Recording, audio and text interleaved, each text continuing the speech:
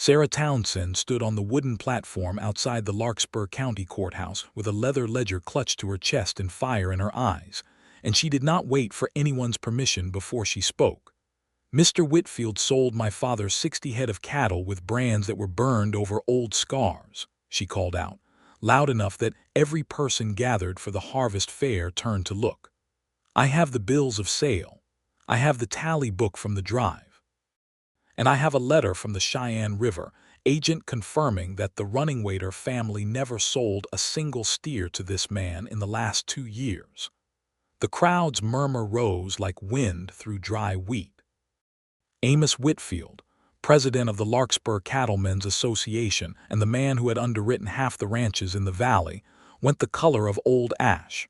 "That is a serious accusation for a young woman to make in public," he said, his voice smooth as river stone, though his hand trembled where it rested on his silver-topped cane. "Perhaps you ought to discuss your father's business with your father and leave the rest to men who understand it." "My father is the one who taught me to read a bill of sale," Sarah said, "and it is his ranch these cattle came onto, so I believe that makes it my business twice over." Near the edge of the platform, close enough to catch the words but far enough to seem like he was only there to fix the loose step at the courthouse door, stood Stephen Calloway.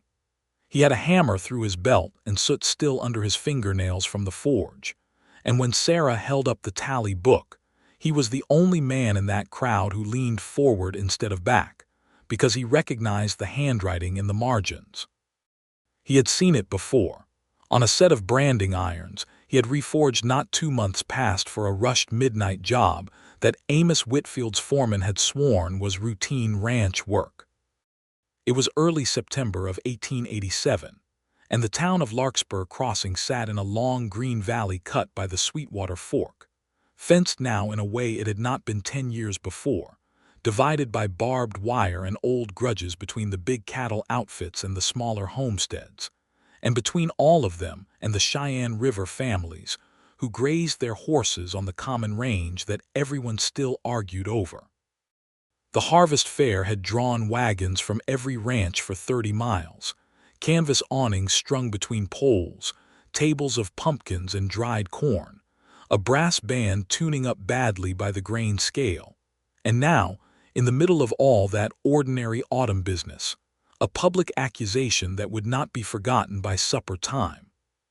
Sarah Townsend was 24 years old, unmarried and known throughout the valley as the sharpest trader her father's ranch had ever produced, sharper, some said behind cupped hands, than old Townsend himself.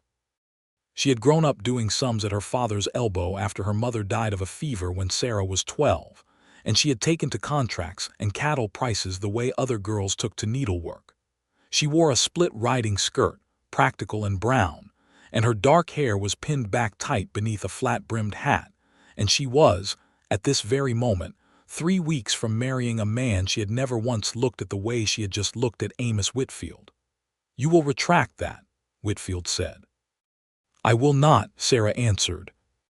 "Not until someone rides out to the running waiter camp and asks them plainly whether they sold 60 head of cattle, and not until someone explains why the brands on those animals show fresh iron over old scars that do not match any registered mark in this county."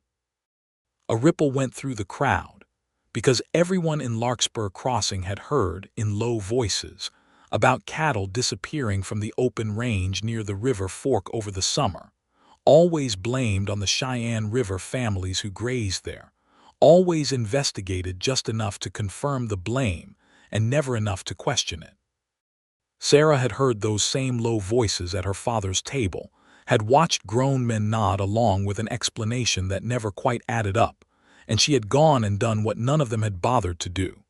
She had ridden out with her father's foreman 2 weeks before, under the excuse of scouting fence lines, and she had counted brands, and she had written letters, and she had waited for the one day when the whole valley would be gathered together to say what she had found. "Miss Townsend." Amos Whitfield's voice dropped low, meant only for her, though it carried in the sudden hush. "You are set to marry into the Calloway ranch fortune in 3 weeks. I would think you'd want to spend your remaining days as a Townsend keeping your father's good name, not dragging it through accusations you cannot prove." Sarah felt heat climb her neck, not from shame but from anger, because he had said it exactly to remind everyone watching that she was promised, as though that promise were a leash.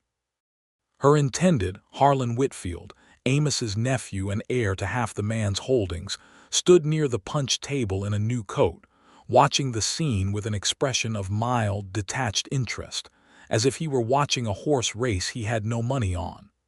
"I can prove it," Sarah said. "That is precisely why I brought the ledger." It was Stephen Calloway who spoke next, and later, when Sarah tried to remember exactly why she had turned toward him in that moment, she would say it was because his voice had none of the oiled confidence of Whitfield's, none of the detached ease of Harlan's. It was plain and steady, the voice of a man used to being listened to only when he had something worth saying. "Those branding irons came through my forge," Stephen said, stepping up onto the platform's edge. He was tall, broad through the shoulders from years at the anvil, with sandy hair that curled where it met his collar, and a face that had gone quiet and careful the moment he decided to speak. "Back in July. A rush job brought to me at night by one of the Whitfield hands, 3 irons made to overlay existing marks. I did not think much of it at the time. Blacksmiths get rush orders, but I would recognize the pattern of that iron anywhere because I am the one who shaped it, and it is the same pattern in that tally book." The crowd's murmur turned sharp now, a different sound altogether, and Amos Whitfield's composure cracked just enough for Sarah to see the fear underneath it. "This is absurd," Whitfield said. "A blacksmith and a girl conspiring to—" "I am not conspiring with anyone," Stephen said. "I am telling the truth, because a man's cattle drive and another people's good name are about to get tangled up in a lie, and I would rather speak now than watch it happen." Sarah looked at him properly for the first time that day.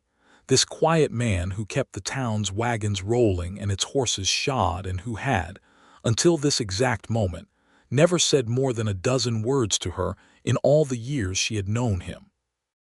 There was something in his face, some steadiness that made her chest go tight and strange, though she told herself firmly that it was only relief at having an ally, nothing more. The town marshal, a heavy-set man named Odell Briggs who had been trying to stay out of the whole affair by studying the pumpkins on a nearby table, finally sighed and climbed the platform steps. "All right," Briggs said. "Miss Townsend, Mr. Calloway, Mr. Whitfield. This is not a courthouse hearing. This is a harvest fair, and I would appreciate it if the accusations of cattle theft could wait for daylight and a proper inquiry instead of getting settled in front of the pie table." "There is a herd auction in 11 days, Sarah said, "at the rail depot in Cheyenne. If those cattle are sold before anyone investigates, the evidence walks onto a train and disappears, and the running waiter family gets blamed for a theft that never happened, while whoever actually stole those cattle collects the money." Briggs rubbed his jaw. 11 days. 10 by the time we ride there," Sarah said. "I have already checked the schedule." Amos Whitfield's mouth thinned. "You have been busy, Miss Townsend." "I have," she said, and did not look away from him. Briggs finally nodded, slow and reluctant. "I will call for a formal hearing before the auction date. Both sides will present what they have. Until then, Mr. Whitfield, I would suggest those cattle stay penned and unsold." He turned to Sarah. "And you, Miss Townsend, ought to be careful making accusations against a man of Whitfield's standing without a courtroom to back you up." "I intend to have both," Sarah said, "the standing and the courtroom." The crowd began to break apart into little knots of gossip, and Sarah stepped down from the platform with her ledger still held tight and found Stephen Calloway waiting at the bottom of the steps, hat in his hands, looking at her with an expression she could not quite name. "That took nerve," he said. "It took arithmetic," Sarah said. "The nerve is what got me here to say it out loud. Well." He turned his hat once in his hands. "I am glad you did. I have had a bad feeling about that midnight order since the night it came through my door, and I did not know what to do with it until you gave me a reason to say something." "You gave yourself the reason," Sarah said. I only gave you the moment." He almost smiled at that, and Sarah found herself noting with some irritation at her own noticing that his smile was a good one, unhurried and a little crooked. "Stephen Calloway," he said, offering his hand, though of course she knew his name. Everyone in Larkspur Crossing knew the blacksmith who kept their wagons rolling and their tools sharp, the man whose forge fire was the first light most folks saw when they rode into town before dawn. "Sarah Townsend," she said, shaking it, and found his grip careful as though he were used to being stronger than he wanted anyone to notice. "I know," he said. "Everybody in the valley knows Sarah Townsend."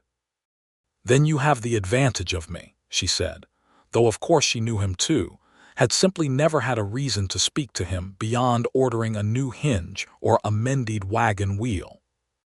Harlan Whitfield chose that moment to arrive at her elbow, smelling faintly of bay rum and impatience. "Sarah," he said, "that display was hardly necessary."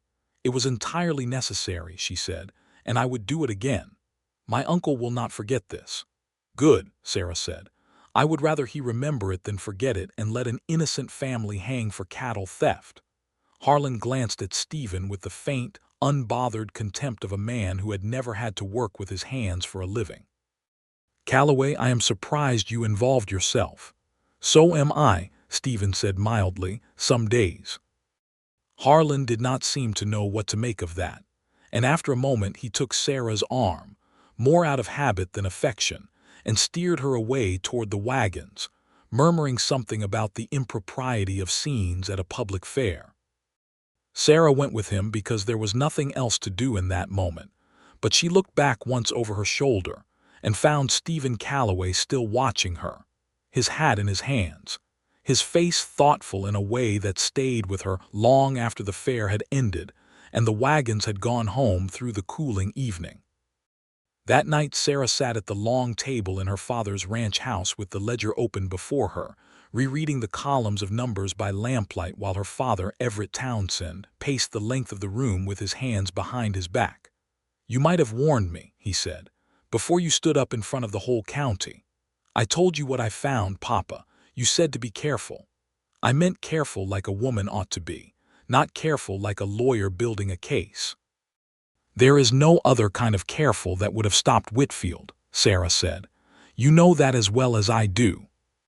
If I had come to you quietly, you would have gone to him quietly, and he would have smoothed it over before sundown, the way he smooths over everything, and the running waiter family would still be sitting under suspicion come winter, when the agent starts asking why their cattle count is short." Everett Townsend stopped his pacing and looked at his daughter for a long moment, and something in his weathered face softened, though his voice stayed rough. "You are more like your mother than you know. She would have done the same thing and worse for it, most likely. Then I take that as a compliment." He sighed and sat down heavily across from her. "Harlan came by earlier before you got home. Said perhaps the wedding should wait, given the circumstances." Sarah's stomach turned over, not with grief but with a strange, unfamiliar lightness. "Did he? You do not sound disappointed." "I'm not sure what I sound like," Sarah admitted. "I have been trying not to think too hard about the wedding for the better part of a month, Papa. It has always felt like a business arrangement wearing a church dress." Her father's jaw tightened. "It is a good arrangement. The Whitfield holdings and ours together would make the largest outfit in the valley. Water rights on both forks, grazing enough for 10,000 head. Your mother and I always hoped—" "I know what you hoped," Sarah said gently. "But Papa, I stood up today and called Amos Whitfield a thief and a liar in front of the whole county, and I meant every word of it. How am I meant to marry his nephew next month and sit at that man's table every Sunday for the rest of my life?" Everett Townsend had no answer for that, and they sat in silence a while, the lamp hissing softly, until he finally reached across the table and covered her hand with his. "You did right today," he said. "Whatever comes of it, you did right." "Thank you, Papa," Sarah said, and meant it more than she had meant almost anything in a long while. 2 days later, Sarah rode into town with a wagon full of preserved goods to trade at the general store, a task she had done 100 times before, and found herself, without entirely planning it, steering her horse toward the smithy at the end of the main street instead. Smoke curled up from the forge chimney, and the ringing clang of hammer on iron carried across the dusty road, steady as a heartbeat. Stephen Calloway had his sleeves rolled to the elbow and his shirt open at the collar, and he was shaping a wagon axle with the kind of unhurried precision that spoke of long practice, each hammer strike falling exactly where he meant it to fall. He looked up when her wagon wheels crunched to a stop outside, and something in his face eased, as though her arrival were a pleasant surprise rather than an interruption. "Miss Townsend," he said, setting down his hammer, "come to accuse another prominent citizen of thievery, or is this a social call?" "I came to ask you something," Sarah said, climbing down from the wagon without waiting for him to offer a hand, which she noticed he had been about to do and then, seeing her manage fine on her own, let drop with an easy smile instead. "About the irons you made in July." "Figured as much." He wiped his hands on a rag and gestured her toward a bench in the shade of the smithy's overhang. "Sit if you like. This is likely to take a minute." Sarah sat, and Stephen leaned against the doorframe, arms crossed, and told her everything he remembered. The hand who had brought the order, a lean, quiet man named Foss who worked for Whitfield's outfit, the specific request for 3 irons that could overlay existing brands cleanly without scarring the hide twice over, which was not a common request, and had struck Stephen as strange even then. The payment, in cash rather than the usual running account most ranches kept with him.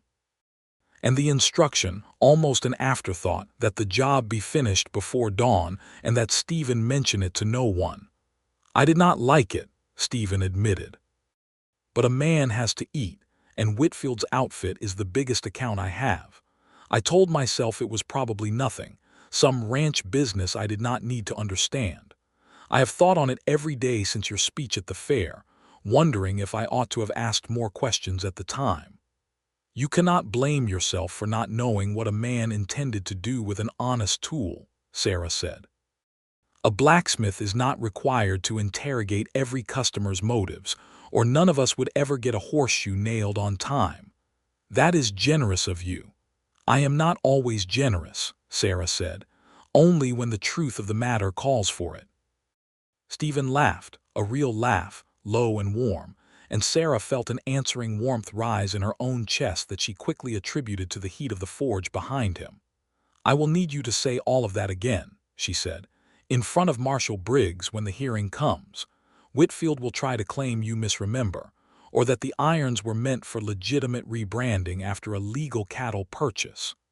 "I will say it as many times as it takes," Stephen said. "I do not care much for Amos Whitfield, if I am honest. He has always treated the smaller outfits in this valley like they exist to be bought out or squeezed dry, and he has never once, in 10 years, paid me on time without being asked twice." "Then we are agreed on his character at least," Sarah said. "We are agreed on more than that, I think," Stephen said, and something in his tone made her look up at him, and for a moment neither of them said anything at all, the forge fire crackling behind him, a horse stamping somewhere down the street, the whole ordinary afternoon holding still around them. "I should get to the general store," Sarah said, finally standing, "before the light goes." "Of course." Stephen straightened. "Miss Townsend, Sarah, if I may thank you for trusting me with this. I know it would have been simpler for you to build your case without a blacksmith's testimony tangled up in it." "It would have been weaker without it," Sarah said. "I do not choose the simple path when the strong one is available, Mr. Calloway. You will learn that about me if we are to work together on this." "I am counting on learning a great deal about you," Stephen said, and there was nothing forward or improper in how he said it, only a plain honesty that struck her harder than any flattery Harlan Whitfield had ever managed in 2 years of courtship. She rode away from the smithy with her heart beating strangely fast, and told herself it was only the excitement of the coming hearing, and did not entirely believe herself. The days that followed moved with the particular urgency of harvest season, stacked atop the urgency of the coming hearing. Sarah spent her mornings helping her father's men bring in the last of the hay before the first frost, and her afternoons riding the fence lines with the ranch foreman, a weathered man named Cutter who had known her since she was in pigtails and who had, grudgingly, become one of her staunchest allies in the Whitfield matter. "You want my honest opinion, Miss Sarah," Cutter said one afternoon as they rode the boundary between Townsend land and the open range. "I think Whitfield has been running crooked for longer than this one herd. I have heard talk, over the years, of cattle counts that never quite matched what left the range in spring versus what came back in fall. Nobody ever pushed on it because nobody wanted to accuse a man of his standing." "That is precisely the problem," Sarah said. "His standing has protected him from scrutiny for a decade. I mean to end that." "You are your father's daughter, all right," Cutter said, not unkindly. "Though I will say, I never expected the blacksmith to be the one standing beside you when you did it." Sarah felt her cheeks warm and was grateful Cutter was looking at the fence line and not at her. "Mr. Calloway happened to have relevant evidence. That is all," Cutter said, in the tone of a man who did not believe a word of it but knew better than to push. That evening, riding back toward the ranch house alone after Cutter turned off toward the bunkhouse, Sarah found herself thinking not about branding irons or ledgers, but about the particular way Stephen Calloway's hands had moved over the wagon axle, sure and unhurried, and the low warmth of his laugh, and she shook her head hard, as if she could dislodge the thoughts by force, and told the darkening sky that she had a wedding to call off and a thief to expose, and no time whatsoever for daydreaming about a blacksmith. The hearing was set for the following week, in the same courthouse where Sarah had made her accusation, and in the days leading up to it, Amos Whitfield did not sit idle. Sarah heard, through Cutter and through the general store's proprietor, a woman named Mrs. Petrie who heard everything eventually, that Whitfield had been riding out to visit the smaller ranchers along the valley, calling in old debts, reminding men of loans he had extended and mortgages he held, making clear, without ever saying so outright, that testimony against him at the hearing would carry a cost. It was Stephen who brought her the worst of it, arriving at the Townsend ranch on a gray evening, with his hat pulled low against a cold wind that smelled of the first real frost. "Whitfield came by the smithy today," he said, standing in the yard while Sarah came down off the porch to meet him, her father watching from the window. "Offered to forgive the balance on my forge equipment loan, the one I took out 2 years back to buy the new bellows and the good anvil." "That is a generous offer," Sarah said carefully. "It is a bribe," Stephen said. He did not say it plain, but he did not need to. "Forgive the loan, forget what I remember about those irons." I told him I would think on it, mostly to get him off my property without a scene, but Sarah, I want you to know I have no intention of taking it." "I never thought you would," Sarah said, though the offer chilled her all the same, because it meant Whitfield was frightened enough to spend real money buying silence, which meant the evidence against him mattered more than she had even realized. "He also mentioned," Stephen went on, lower now, "that a man in my position, dependent on ranch business for his trade, might find himself with fewer customers, come next season, if certain accounts decided to take their business to the smithy over in Bitter Creek instead." Sarah's stomach clenched. "He would ruin you for telling the truth." "He would try," Stephen said. "I do not think he will succeed. Most folks in this valley need their wagons and their plows fixed regardless of who they take orders from at the Cattlemen's Association, and I have never given anyone reason to distrust my work. But I wanted you to know the shape of what we are up against, so you are not surprised by it later." "Why are you doing this?" Sarah asked, the question slipping out before she quite meant to ask it. "You could have said nothing at the fair. You could have taken his bribe today and gone on with your business undisturbed. Why put yourself in his path over a matter that was never yours to begin with?" Stephen was quiet a moment, looking at her in the fading light, the wind pulling at the brim of his hat. "Because it became mine the day I shaped those irons without asking enough questions," he said. "And because watching you stand up on that platform and say what needed saying, when it would have been easier and safer to stay quiet, made me ashamed of every time in my life I chose the quiet path instead. I am tired of being the man who only speaks up when it is safe, Sarah. I would rather be the man who spoke up when it mattered, even if it costs me." Sarah found she had no words for a long moment, only a fullness in her chest that felt dangerously close to something she was not ready to name. "Thank you," she finally managed, "for telling me, and for not taking the bribe." "I would not have been able to look you in the eye again if I had," Stephen said simply, and then, as if embarrassed by his own honesty, he settled his hat lower and turned toward his horse. "I should get back before the roads freeze over. Good night, Sarah." "Good night, Stephen," she said, and watched him ride off into the dusk and stood there in the yard a long while after he was gone until her father's voice called her in from the porch, gently teasing, asking whether she meant to catch a chill standing about in the cold thinking on nothing at all. "I am not thinking on nothing," Sarah said, coming up the steps. "No," her father agreed. "I did not suppose you were." 3 days before the hearing, Harlan Whitfield came to call, and Sarah received him in the front parlor with a formality that felt, for the first time in their 2-year courtship, entirely correct rather than strained.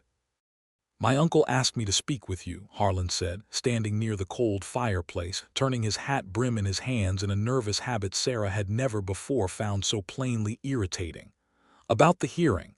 He thought perhaps, given our upcoming marriage, you might reconsider your testimony, for the sake of family harmony if nothing else." "Harlan," Sarah said, "I do not believe there is going to be a marriage." He looked up, startled. "What?" "I have been trying to find the courage to say this properly for a week now, and I think this is as proper a moment as any."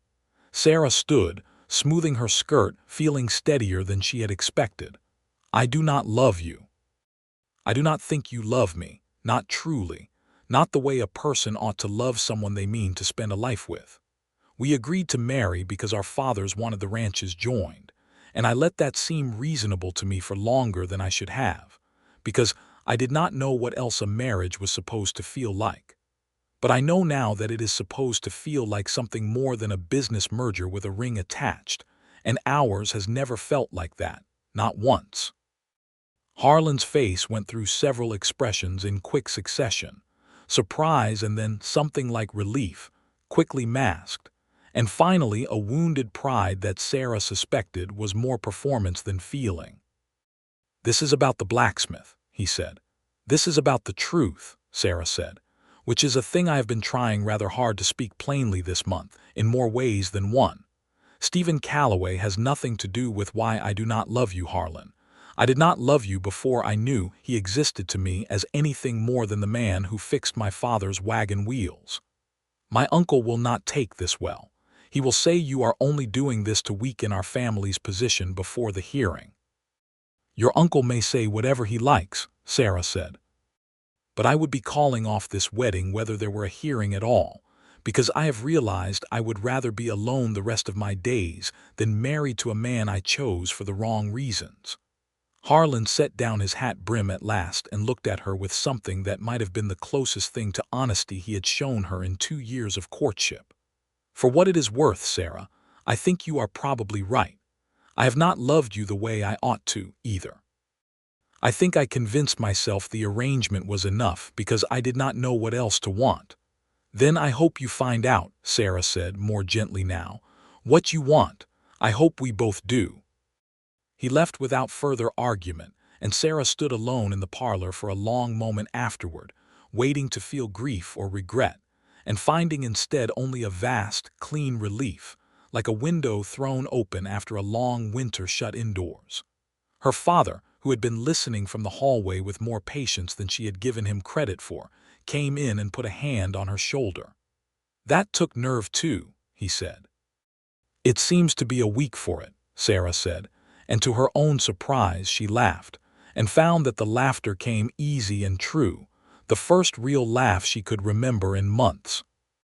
Word of the broken engagement moved through Larkspur Crossing faster than any harvest gossip had moved in years, and by the time Sarah rode into town 2 days before the hearing, she could feel the weight of eyes on her from every porch and storefront, some sympathetic, some scandalized, a few openly delighted, as though she had provided the valley's best entertainment in a decade.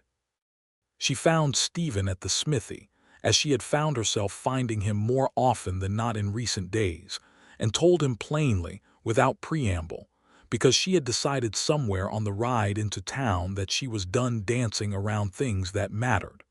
"I called off my wedding," she said. Stephen set down the horseshoe he had been shaping, and something in his face went very still, very careful. "I heard talk of it in town. I wanted you to hear it from me. Not because it has anything to do with you," she added quickly, though her cheeks were warming again, that same treacherous heat, "but because I did not want you thinking I was hiding it, or ashamed of it, or that it had anything to do with the hearing tomorrow. I ended things with Harlan, because the marriage was wrong for reasons that had nothing to do with cattle brands or Amos Whitfield's schemes." "I am glad," Stephen said, and then, as though the words had escaped before he could stop them, "I am glad you are free of it, whatever the reasons."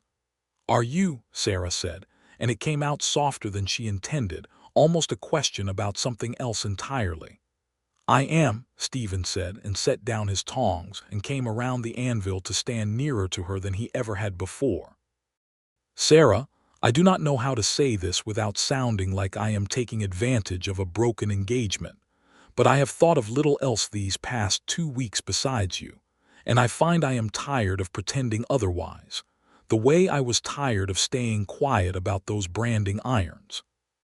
I do not have much to offer a woman like you, a smithy, a small house behind it, calloused hands, and a stubborn habit of speaking my mind only after I have waited far too long to do it. But I would like the chance to court you properly, when this business with Whitfield is settled, if you would have me." Sarah felt something in her chest crack open, warm and frightening all at once. "You waited until the day after I called off my wedding to say this."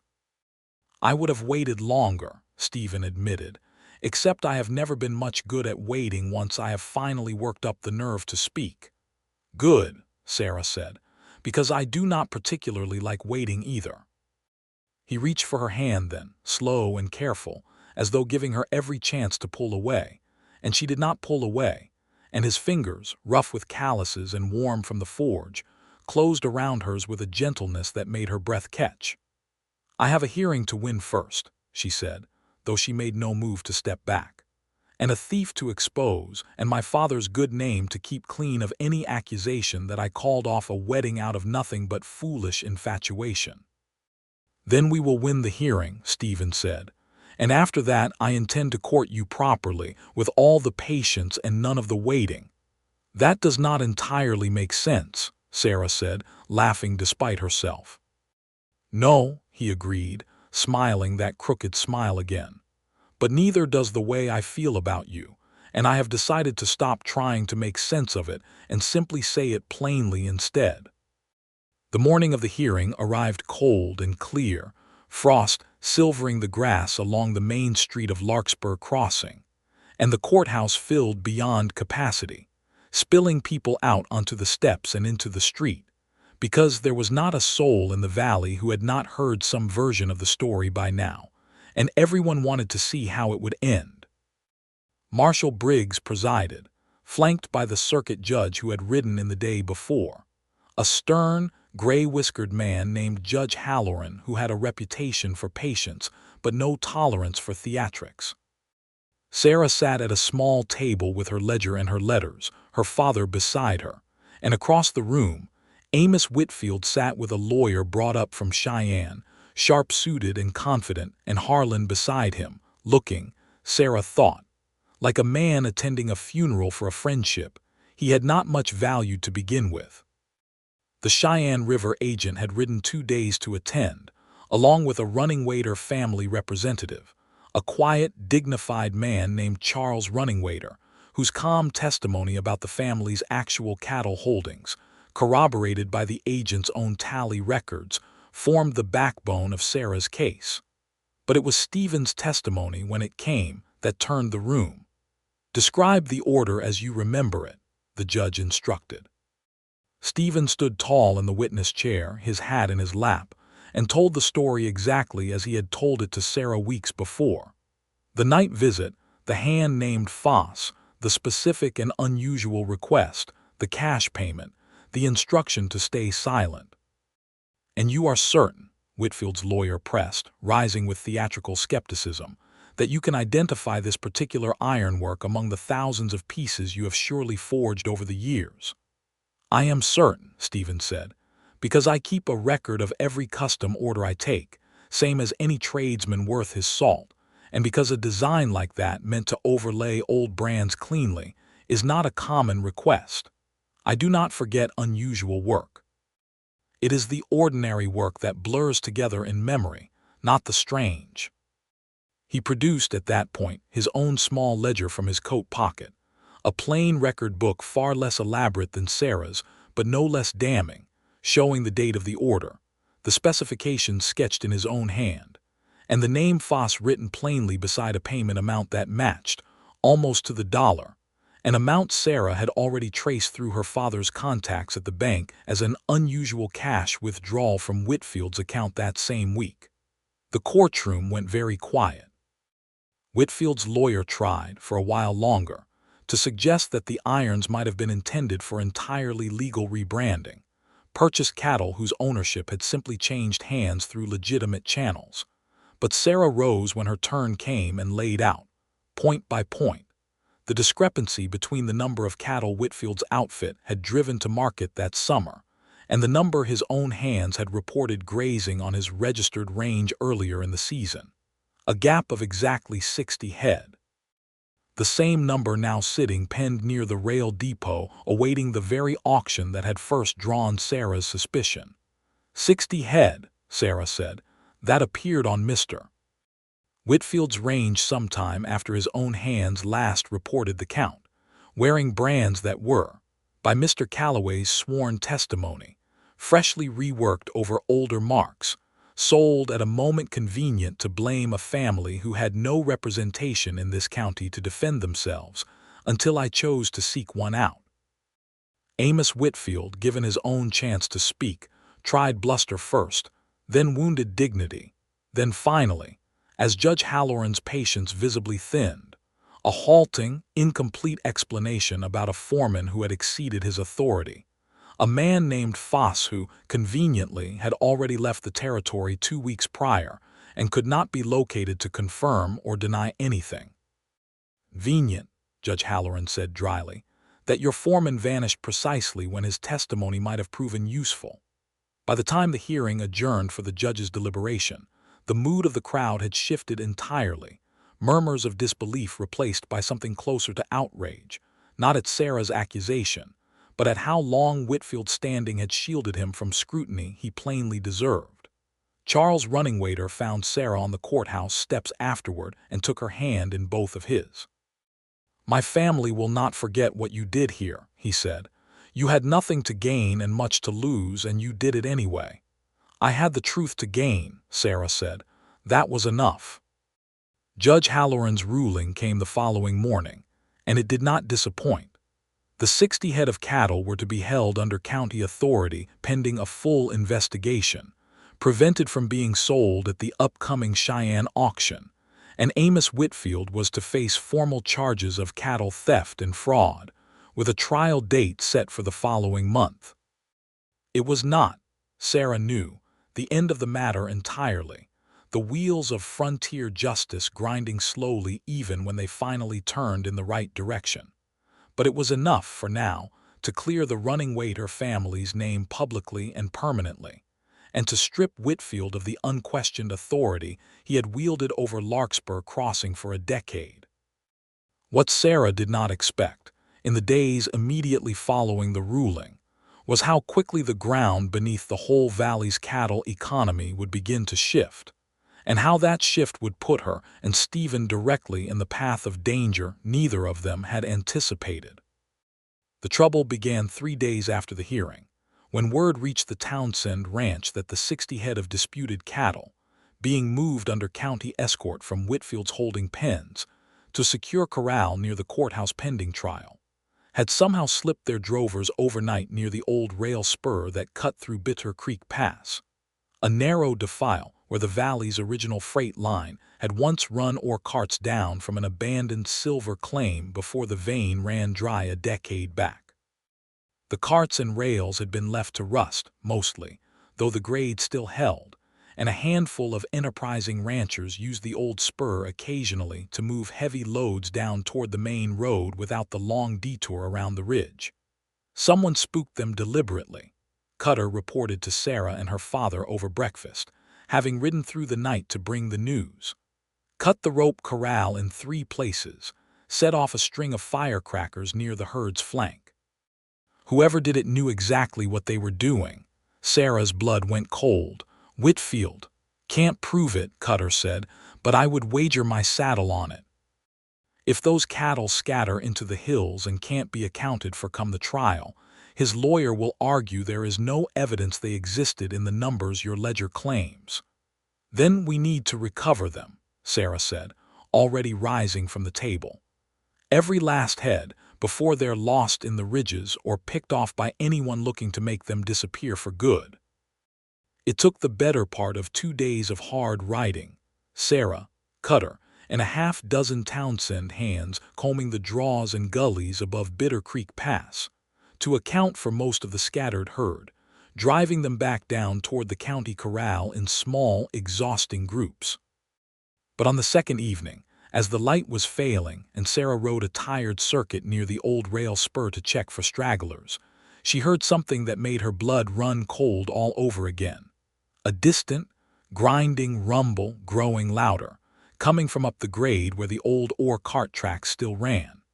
She spurred her horse toward the sound and crested a low rise just in time to see disaster taking shape below her.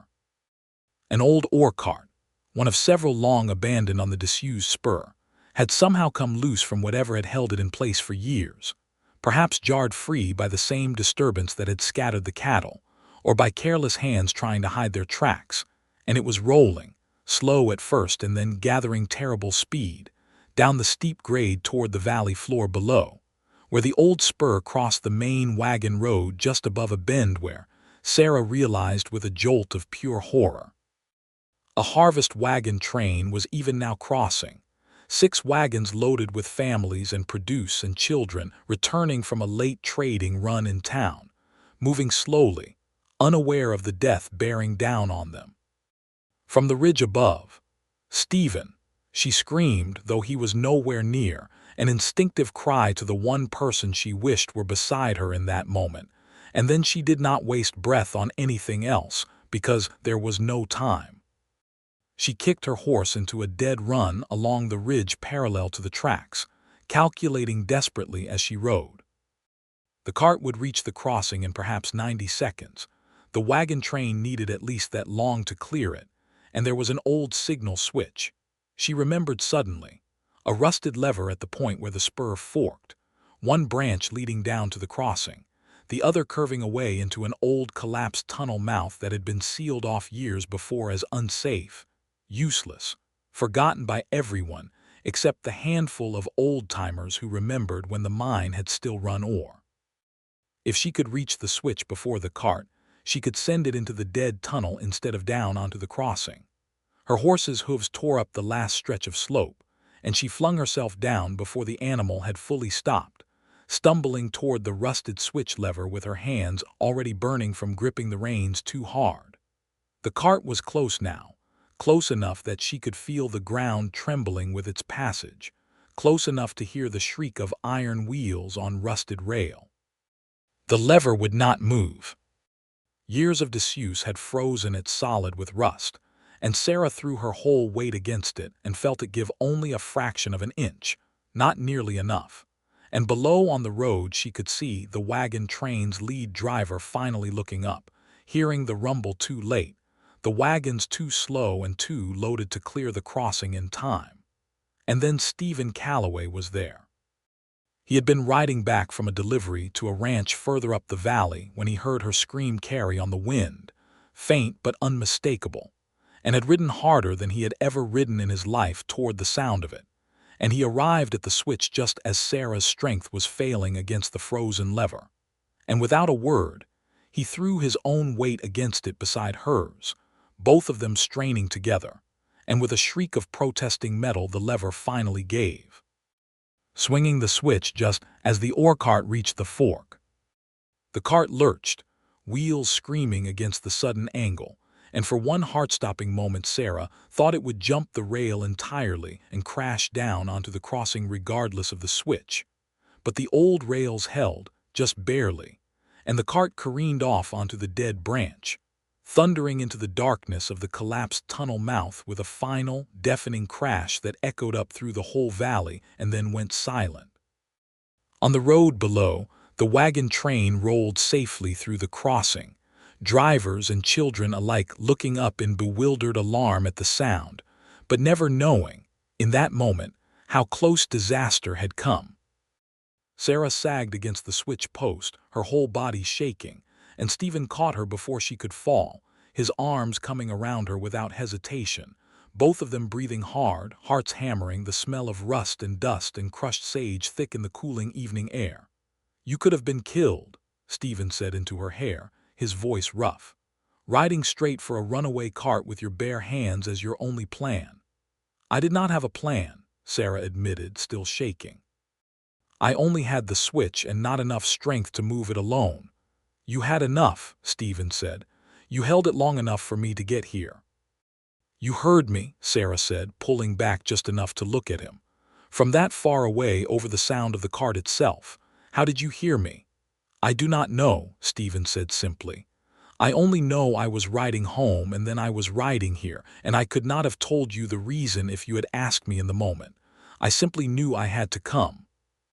Sarah felt something settle in her chest then, some final certainty she had been circling for weeks without quite landing on, and she reached up and pulled him down and kissed him, right there beside the ruined switch with the smell of wreckage still hanging in the air.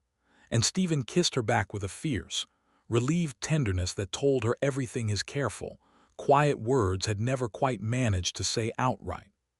"I love you," Stephen said, when they finally broke apart, breathless. "I have loved you since you stood on that platform with fire in your eyes and a ledger in your hands, and I am done being quiet about it." "I love you too," Sarah said, laughing and crying at once, the fear and relief tangling together into something that felt, for the first time in weeks, entirely simple. "Though I would ask that our next declaration of love happen somewhere further from a wrecked ore cart." "I will do my best," Stephen said, "though I make no promises about the setting. My timing has never been particularly elegant." "No," Sarah agreed, smiling against his shoulder. "But it has always been honest, and I find I prefer that considerably more." They walked their horses down to the crossing together, where the wagon train had stopped, drivers climbing down to investigate the noise, and Sarah and Stephen explained between them what had happened, and the families who had so nearly been crushed listened with growing horror, and then gratitude, several of the women embracing Sarah with tears in their eyes, one old grandmother declaring loudly that the county owed Sarah Townsend and Stephen Calloway a medal, or at the very least a proper dinner, for saving 6 wagon loads of harvest and every soul riding in them.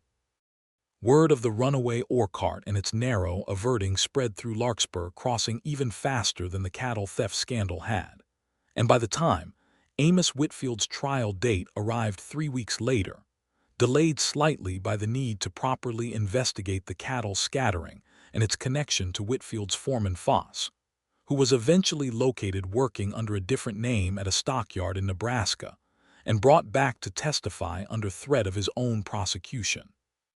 The whole valley had already made up its mind about who its heroes and its villains truly were.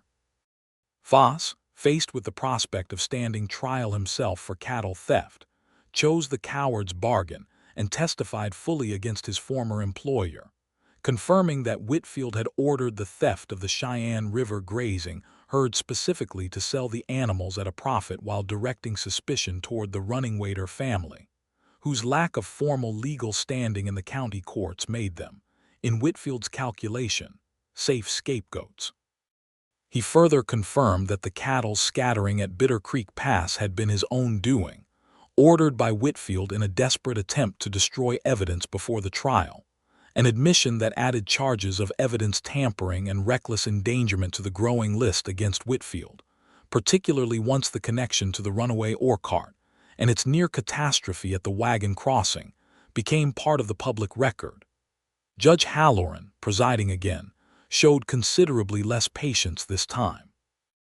Amos Whitfield was convicted on all counts, stripped of his position with the Cattlemen's Association, and sentenced to 8 years in the territorial prison, along with an order of full restitution to the running waiter family for the stolen cattle and to the county for the cost of the investigation.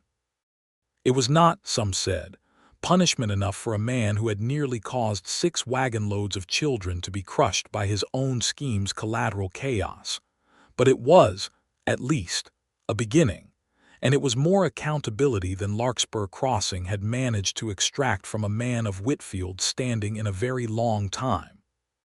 Harlan Whitfield, for his part, testified against his uncle without visible reluctance, having apparently decided somewhere in the preceding weeks that family loyalty had its limits, and he left Larkspur Crossing not long after the trial concluded, taking a position with a cattle brokerage in Denver, and Sarah found she wished him nothing but genuine good fortune in it, free at last of any obligation between them beyond a distant, uncomplicated cordiality. Charles Runningwater and his family received their restitution and their vindication in equal measure, and at the small celebration, the Cheyenne River community held that autumn to mark the harvest and the resolution of the matter, Sarah and Stephen were invited as guests of honor, seated near the fire while Charles spoke of debts owed and repaid, of truths finally spoken after too long unspoken, and the whole gathering, families from both the ranching valley and the river camps together, felt to Sarah like the first real crack in a wall of division that had stood far too long between them. It was there at that celebration, under a sky gone deep blue with early stars while the fire crackled and someone's fiddle struck up a slow, sweet tune, that Sarah and Stephen found a quiet moment away from the crowd, walking along the riverbank where the cottonwoods had gone gold with the season. "I have been thinking," Stephen said, "about what comes next." "That sounds ominous," Sarah said, though she was smiling. "Not ominous, only large." He stopped walking and turned to face her, taking both her hands in his. "Sarah, I do not have much, compared to what your father's ranch is worth, or what the Whitfield holdings once promised. I have a smithy and a small house and a trade that will always keep me busy and never make me rich. But I love you more than I have loved anything in my life, and I would like to ask you properly, without any business arrangement attached to it this time, whether you would consider marrying me." Sarah felt tears rise, unexpected and entirely welcome. "Stephen Calloway, are you proposing to me beside a river at a harvest celebration, after weeks of cattle thieves and runaway ore carts?" "I am," he admitted, "though I will grant the setting is, once again, not particularly elegant." "It is perfect," Sarah said. "It is exactly right, because it is honest, and because I would rather marry a man who proposes to me beside a river full of frogs and cottonwood leaves than one who proposes in a parlor with an audience and a business contract already half drafted. Is that a yes?" "That is the most enthusiastic yes I have ever given anything," Sarah said, and kissed him again, slower this time, without fear or wreckage hanging in the air, only the sound of the fiddle and the river and the whole valley's cautious, hopeful peace settling around them. They married in late October, when the aspens on the high ridges had gone entirely gold, and the first snow had not yet crept down from the mountains, in a small ceremony at the Townsend ranch house that drew, to everyone's mild surprise, an unusually mixed crowd for Larkspur Crossing. Ranch families and river families together, Marshall Briggs standing witness alongside Charles Runningwater, Cutter looking uncharacteristically emotional in a borrowed coat, and Everett Townsend giving his daughter away with tears he did not bother hiding, murmuring to Stephen as he did that he expected to be treated well, and receiving in return Stephen's steady, sincere promise that he intended to spend the rest of his life proving himself worthy of exactly that trust. Sarah wore her mother's dress, altered slightly, and carried no ledger for once, though Stephen teased her gently that he half expected her to produce one from her sleeve mid-ceremony to double-check the marshal's paperwork. She laughed through her vows, and Stephen's voice cracked with feeling when he spoke his. And when the marshal finally pronounced them married, the whole gathered crowd cheered loud enough to send the horses in the corral stamping and whinnying in alarm, which only made everyone laugh harder. They did not go far for their brief wedding trip, only a few days at a small hotel in Cheyenne, where Sarah insisted on visiting the stockyards once, purely out of habit, to check the current cattle prices, and Stephen indulged her with the patient, delighted amusement of a man who understood exactly what he had married and would not have changed a single stubborn, sharp-minded inch of her.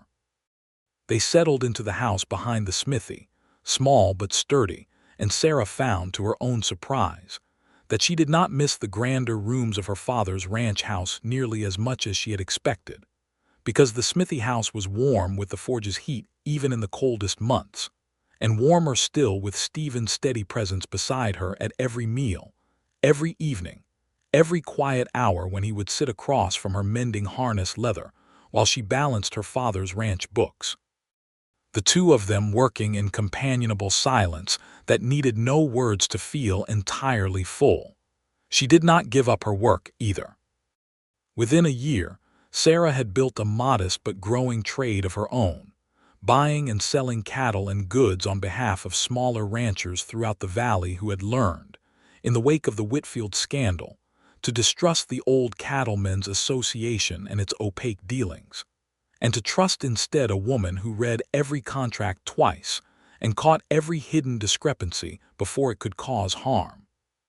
Stephen's smithy, meanwhile, only grew busier, his reputation for honest work and unshakable integrity drawing customers even from outside the valley, and more than once a rancher would come to have a wagon mended and leave, an hour later, having also arranged a fair cattle sale through Sarah, the two businesses feeding each other in a way neither had quite planned but both came to treasure.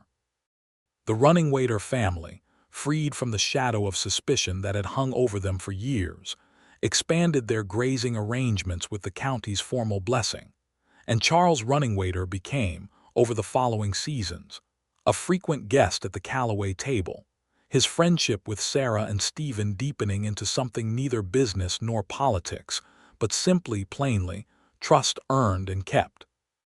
On the first anniversary of the day Sarah had stood on the courthouse platform with fire in her eyes and a ledger in her hands, she and Stephen rode out together to the old rail spur at Bitter Creek Pass, where the wrecked ore cart still sat rusting in the sealed tunnel mouth, a strange, silent monument to the night everything between them had finally, irrevocably changed. "Do you ever think," Sarah asked, sitting beside him on a flat rock overlooking the crossing below, "about how close it all came to going wrong, the cattle, the trial, the cart?" "I think about it," Stephen admitted, "mostly to remind myself how grateful I am that it did not, that you did not let it." "We did not let it," Sarah corrected. "Together." "Together," Stephen agreed, and took her hand, calloused fingers wrapping around hers with the same careful gentleness he had shown her that very first day at the smithy, though there was nothing careful left in the certainty behind it now, only the easy, settled warmth of a love that had been tested by fire and iron and had come through whole. Below them, the crossing lay peaceful in the autumn light, wagons rolling through it steady and unafraid, the valley's harvest gathered safely in for another season, the old divisions between ranch and river slowly, imperfectly, but genuinely mending, one honest transaction and one honest word at a time. "I used to think," Sarah said, "that I would have to choose between being clever and being loved, that a man would want a wife who kept quiet about ledgers and let him handle the business of the world. I am glad I never had to make that choice." "You never will," Stephen said, "not with me." "I fell in love with the woman who stood on a platform and called a powerful man a liar to his face, with the arithmetic to prove it. I would not know what to do with a quieter version of you, and I would not want to." "Good," Sarah said, leaning her head against his shoulder as the wind moved gold through the cottonwoods below. "Because I have no intention of becoming quieter. I intend to keep speaking up for the rest of my life about whatever needs speaking up about." "I would not have you any other way," Stephen said, and kissed the top of her head, and they sat together a long while longer, watching the valley settle into evening. Two people who had found, in truth spoken plainly and courage offered freely, a partnership neither business contract nor careful silence could ever have given them. Only the slow, sure, unhurried work of choosing each other, again and again, for as long as they both should live. The forge fire still burned every morning before dawn, the first light most folks in Larkspur Crossing saw when they rode into town. And now, more often than not, Sarah's lamp burned in the window of the house behind it too, ledgers open, numbers adding up honestly at last. Two lights in the valley's dark, steady and unafraid, exactly where they belonged.